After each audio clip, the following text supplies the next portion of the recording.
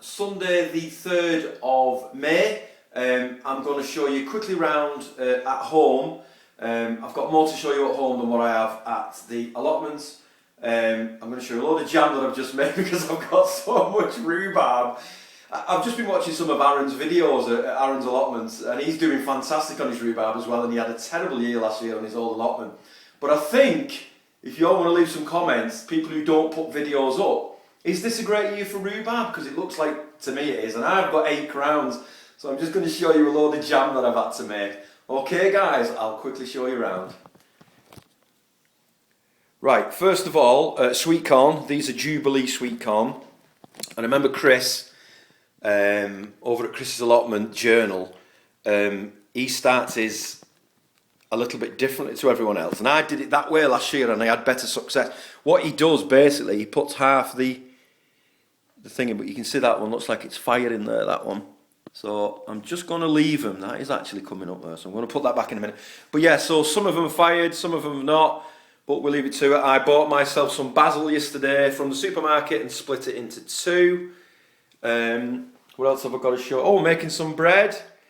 I make a lot of bread myself. I've got one more cucumber on the go in there.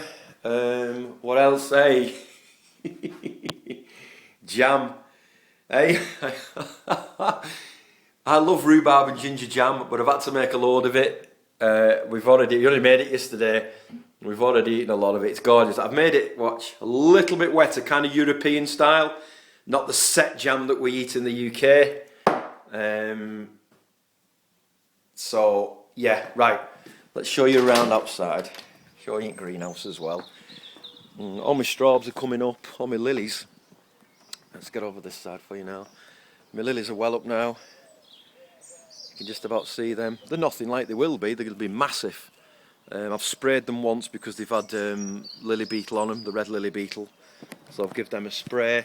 All my strawberries are now looking good.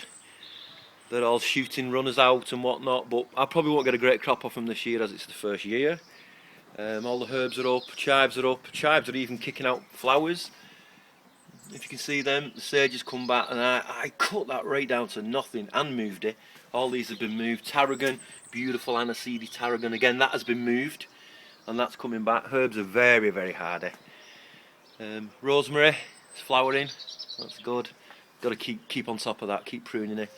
And all of my oregano and all of my thyme is now coming up brilliantly. And I've got some mint in the milk pot there. But it's been raining today, which is good. Gooseberries now, then look at these compared to last year. Again, I've sprayed these against gooseberry sawfly. I know people are against spraying, but I got hammered last year and I've given them a good spray, and I'll probably give them another good spray. The Reuben's blackberries are up, and that's the red gooseberry. And told reliable. Who was it who said that was a boat?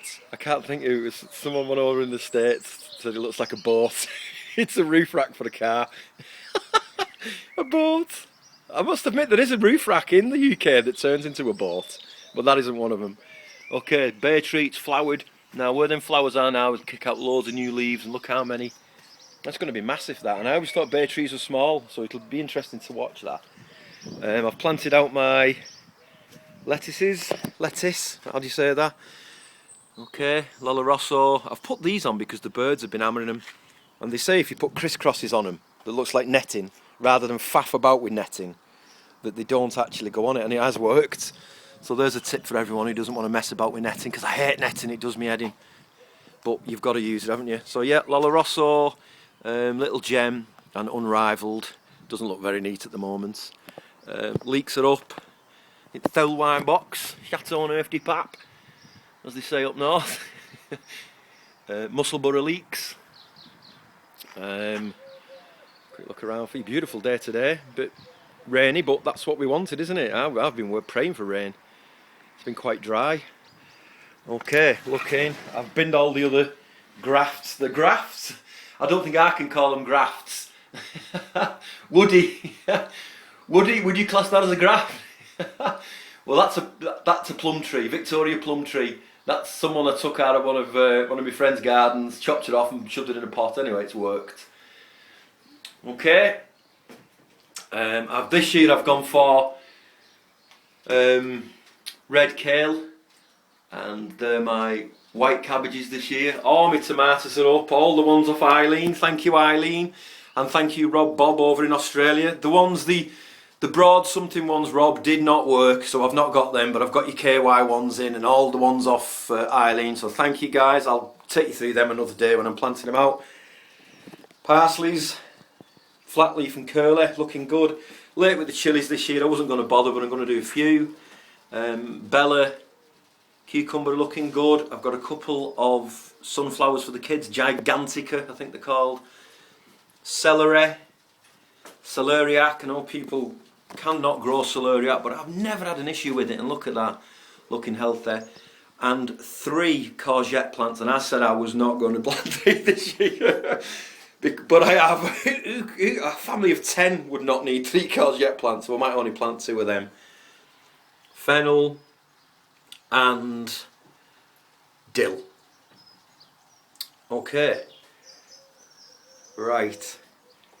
So, yeah. So again, I'll do a tomato. I'm going to pot them on soon because they can come out soon. Mid-May, I reckon. Towards the end of May, there's not going to be any frost. I might put them in the big pots and then put them in the grow bags. Okay, right, let me turn you back round. I want to give a shout out to one of my allotment viewers. Who am I to give people shout outs to, but I'm going to. His name's Paul, and he's got a site called Shefield Allotments. Now he's been on for a while actually, does a lot of experimenting with things. He's a cracking lad. His channel's called Cat50. Why he's called that I don't know. I wish people would just put normal names for their allotment channels, okay?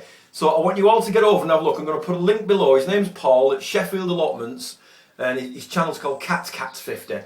But if you all get over there and have a look, I want to give a shout out to him. Okay guys, I don't know how to turn this off while it's this way around. I will speak to you all soon.